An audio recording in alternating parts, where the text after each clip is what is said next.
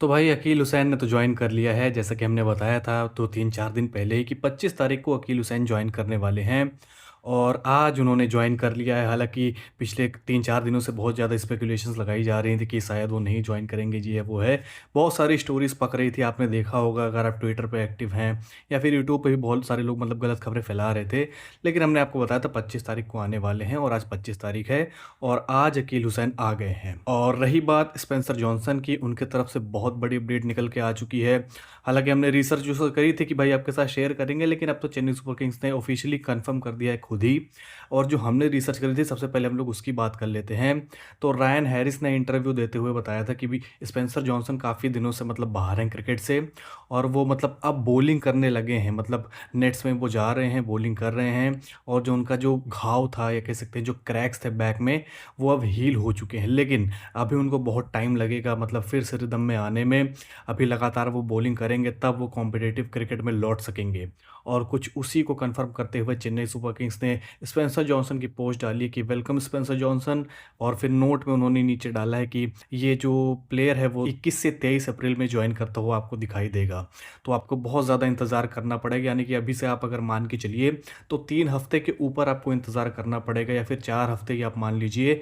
लगभग 1 महीने के आसपास आपको इंतज़ार करना पड़ेगा, तब स्पेंसर जॉनसन आपको देखने को मिलेंगे। तो इसका मतलब पहला हाफ तो वो मिस करने वाले हैं। अब मैं सुबह से एक पोस्ट देखते आ रहा हूँ कि पीएसएल में उन्हें इतने पैसे मिल रहे थे, आईपीएल में उन्हें इतने पैसे मिल रहे थे। तो मेरे हिसाब से जहाँ तक मुझे लगता है, जो मेरी अंडरस्टैंडिंग है, लोग उसको मिस इंटरप्रेट कर रहे हैं। पीएसएल ने इसलिए उन्हें निकाला है और इसलिए आईपीएल ने उन्हें साइन किया क्योंकि वो पीएसएल में पूरे सीजन के लिए अवेलेबल नहीं थे। और हम आपको कब से बताते आ रहे हैं कि क्वेटा ग्लैडिएटर के जो ओनर हैं वो कह रहे हैं कि भाई हमें ऐसा प्लेयर चाहिए था जो कि शुरू से अवेलेबल हो, जिसकी वजह से हमने स्पेंसर जॉनसन को जाने दिया और अल्जारी जोसेफ को एज अ रिप्लेसमेंट साइन किया। और चेन्नई सुपर किंग्स काम चला सकती है ऐसा वो सोच रहे हैं, जिसकी वजह से उन्होंने कम पैसे में यानी कि 1.5 करोड़ में स्पेंसर जॉनसन को साइन कर लिया। तो ये कुछ जो मिस इंटरप्रिटेशन चल रही है उसको मैंने सोचा क्लियर कर दिया जाए, क्योंकि मुझे पता है कि बहुत सारे फैंस होंगे जो इसको लेकर बोस्ट कर रहे होंगे, लेकिन मैं चाहता हूँ जो हमारे टीवाईएस के सब्सक्राइबर्स हैं उनको पता हो, वो एजुकेटेड हो, इसीलिए मैंने ये शेयर किया है आपके साथ। फिर जैसा कि मैंने बताया था कि जब ये कंफर्मेशन आ जाएगी ऑफिशियली, तब मैं बात करूंगा इनके बारे में कि क्या इनके ऊपर ट्रस्ट कर सकते हैं। तो सबसे बड़ी जो डिसअपॉइंटमेंट है वो तो आपने देख ही ली कि वो पूरे हाफ सीज़न तक तो अवेलेबल नहीं रहेंगे, हाफ सीज़न अवेलेबल रहेंगे। लेकिन इनके बारे में बात करेंगे किस टाइप के बॉलर हैं। सबसे पहली बात, बॉलर में जो सबसे एक इंपॉर्टेंट चीज़ होती है, फिजिक और हाइट, ये दोनों इनके अंदर भर भर के हैं। 6 फीट 4 इंच के ये खिलाड़ी हैं। हालांकि इनका जो इंजरी कह सकते हैं रिकॉर्ड रहा है वो काफ़ी बुरा रहा है। काफ़ी इंजरी प्रोन ये खिलाड़ी हैं, बहुत बार इंजर्ड हो चुके हैं। और इस समय भी पिछले 1 साल से क्रिकेट के लिए इसीलिए बाहर हैं क्योंकि बैक इंजरी थी इन्हें। लेकिन किस तरीके के ये बॉलर हैं, कैसे हम लोग इनको इस्तेमाल करते हैं, पहले उनके बारे में बात कर लेते हैं। तो ये अगर मैं आपको एग्जांपल दूं तो हार्ड लेंथ के बॉलर हैं, ऊपर की गेंदें भी डालते हैं, जहां पे स्विंग इनको अवेलेबल होती है डेफिनेटली उसका इस्तेमाल ज़रूर करते हैं। लेकिन ये मोस्टली हार्ड लेंथ के ऊपर डिपेंडेंट रहते हैं। जैसे कि आपने जॉस हेजलवुड को देखा होगा, कंसिस्टेंसी बहुत है। पैट कमिंस आप ले लीजिए कंसिस्टेंसी के मामले में, स्पीड आप ले लीजिए एंड्रिक नोकिया, तो मतलब बहुत सारे प्लेयर्स को मिलाकर ये एक प्लेयर बनता है। अब मैं ये नहीं कह रहा कि भाई इनको मिलाओगे तब स्पेंसर जॉनसन मिलेगा, मैं ये कह रहा हूँ कि इनकी जो कुछ कुछ क्वालिटीज़ है, जैसे कि मैंने आपको 3-4 प्लेयर्स के नाम बताए, हेजलवुड, कमिंस या फिर एंड्रिक नोकिया, तो इन सारे कुछ प्लेयर्स की अगर आप जो क्वालिटीज़ है मिलाएंगे तो स्पेंसर जॉनसन आपको देखने को मिलेंगे। जैसा कि हार्ड लेंथ, एक्यूरेसी, और कह सकते हैं स्लोअर बॉल का इस्तेमाल करते हैं ये, मतलब बीच बीच में ऊपर के भी लेंस डालते हैं जैसे कि मैंने आपको बताया जब स्विंग मिलती है। और एक्यूरेसी भाई साहब के अंदर बहुत है।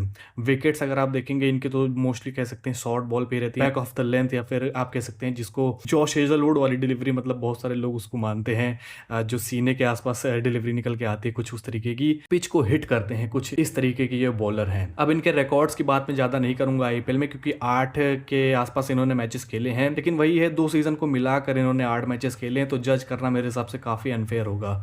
वहीं अगर टी20s में इनके रिकॉर्ड देखें तो काफ़ी कह सकते हैं डिसेंट रिकॉर्ड है, अच्छे रिकॉर्ड आप मान सकते हैं।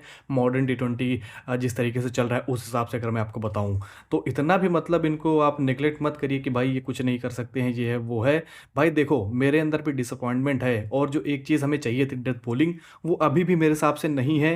क्योंकि भाई जिस तरीके के बॉलर हैं हार्ड लेंथ को हिट करते हैं, डेथ में बॉलिंग कर सकते हैं नो डाउट, क्योंकि पिछले साल जॉश हेजलवुड भी चल गए थे डेथ में, उन्होंने भी डेथ में काफ़ी शानदार बॉलिंग करी थी, तो ये भी कर सकते हैं, मुझे कोई डाउट नहीं है, और मैं तो काफ़ी ज़्यादा होपफुल हूँ इनके साथ। लेकिन जो एक कह सकते हैं वेपन होता है डेथ बॉलर का, वो है जो यॉर्कर्स, वो ये मिस करते हैं, वो इनके अंदर काफ़ी कमी है। यॉर्कर्स के ऊपर ये रिलाई नहीं करते हैं, जो एक कह सकते हैं थोड़ी-सी डिसअपॉइंटमेंट है मुझे। लेकिन ओवरऑल अगर पैकेज अगर हम लोग देखें, अगर ये फिट रहते हैं, तो इनको जिस तरीके की कंपैरिज़न मतलब क्रिकेट ऑस्ट्रेलिया ने करी या फिर जब ये आए थे नए-नए, जिस तरीके की कंपैरिज़न इनके साथ हुई थी, भाई मिचेल स्टार्क बड़े-बड़े बॉलर्स के साथ मतलब कंपेयर कर रहे थे इनको। इंजरी जो है वो मतलब इनको पीछे खींच रही है, जिसकी वजह से ये जिस मार्ग पे इन्हें जाना चाहिए था, उस मार्ग पे ये जा नहीं पाए हैं। लेकिन फिर भी मेरा विश्वास इनके अंदर है, जैसा कि रायन हैरिस ने बताया कि वो डेफ़िनेटली कॉम्पिटिटिव क्रिकेट में बहुत ही जल्द रिटर्न करने वाले हैं और सीएसके ने भी बता दिया है 21 से 23 अप्रैल। तो आपको मैं कहूँगा चिंता करने की तो ज़रूरत है, क्योंकि इतने देर में ये आने वाले हैं। लेकिन चिंता करने की नहीं भी ज़रूरत है, क्योंकि हमारे पास है अभी भी पर्याप्त, जो हमारे पास गोला बारूद है उससे हम लोग काम चला सकते हैं। तो ये अगर लेट में भी आते हैं, बस फिट आएँ, बस मेरा ये इनसे मानना है, बस फिट आएँ। बाकी तो मेरी कोई कंप्लेंट्स नहीं है। हालाँकि हम लोग चाहते थे कि भाई बार्टमैन को लेकर आएँ, नहीं आए, लेकिन इनको भी हम लोग वेलकम करते हैं। मेरे हिसाब से इनके अंदर बहुत ज़्यादा टैलेंट है और हमें एप्रिशिएट करना चाहिए। तो होपफुली मैंने सब कुछ आपको इनके बारे में समझा दिया होगा। अगर आपका कोई और भी क्वेश्चन अभी भी है तो प्लीज़ मुझे कमेंट सेक्शन में बेशक पूछिए। फिर बात कर लेते हैं 2 हमारे ऐसे प्लेयर जो अभी तक नहीं आए हैं, ज़कारी फोक्स और मैट हेनरी। जी हाँ, इन 2 प्लेयर्स को लेकर मुझसे लगातार मतलब ऐसा लग रहा है गोला बारूद मतलब ये लोग बरसा रहे हैं मेरे ऊपर कि भाई ये दोनों कब आएँगे, कब आएँगे, कब आएँगे। तो देखो, इनके ऊपर अपडेट ये है कि ज़कारी फोक्स आज भी टी20 खेल रहे हैं, जैसा कि आपने देखा होगा, और काफ़ी अच्छी बॉलिंग भी कर रहे हैं। लेकिन मैट हेनरी क्यों नहीं आ रहे हैं, ये सबसे बड़ा सवाल है लोगों के अंदर। तो जहाँ तक मुझे लगता है, उनको एक्स्ट्रा पैटर्नल लीव दी गई थी, क्योंकि उनका बेबी हुआ था मार्च के शुरुआत में। आपको पता होगा टी20 वर्ल्ड कप के टाइम में हमने आपको बताया था कि भाई वो जा सकते हैं अगर सेमीफाइनल हार जाती है न्यूजीलैंड, या फिर सेमीफाइनल के लिए लौट सकते हैं। कुछ इस तरीके की हमने आपको खबर बताई थी, अगर आपको याद होगा, आपने देखा होगा। तो हाँ, उसकी वजह से उन्हें एक्स्ट्रा कुछ डेज़ दिए गए थे। और आप ये मान के चलिए कि आज इनका टी20 खत्म होगा, आज 25 तारीख है, 26, 27, 28 3 दिन आप मान के चलिए, इन्हीं 3 दिन में किसी दिन आ सकते हैं। ये 27 तारीख आप सबसे ज़्यादा मान के चलिए, क्योंकि हो सकता है आज 25 को खेले ज़कारी फोक्स, फिर 26 को हो सकता है इन्हें रेस्ट दिया जाए, और उसके बाद मतलब ये दोनों प्लेयर साथ में आए। तो चलिए फिर इसी नोट पर हम लोग इस वीडियो को यहीं पर ख़त्म करते हैं। होपफुली आपको सारी अपडेट्स मिल गए होंगे और वीडियो अच्छी लगी होगी। अगर अच्छी लगी तो लाइक ज़रूर कर दीजिएगा और चैनल जरूर सब्सक्राइब कर दीजिएगा ऐसी ही नई वीडियोज़ के लिए। और टेलीग्राम ज्वाइन करना मत भूलना, क्योंकि वहाँ पे आपको सबसे पहले अपडेट्स तो मिलती ही मिलती हैं। फ्री में मैचेस, क्योंकि आईपीएल आ रहे हैं, बहुत सारे लोगों के पास सब्सक्रिप्शन नहीं है। प्लीज़ जाइए ज्वाइन करिए, link is in the description और कमेंट बॉक्स, जाके ज्वाइन करो प्लीज़। चलिए फिर मिलते हैं आपसे अगली वीडियो में, तब तक के लिए बाय।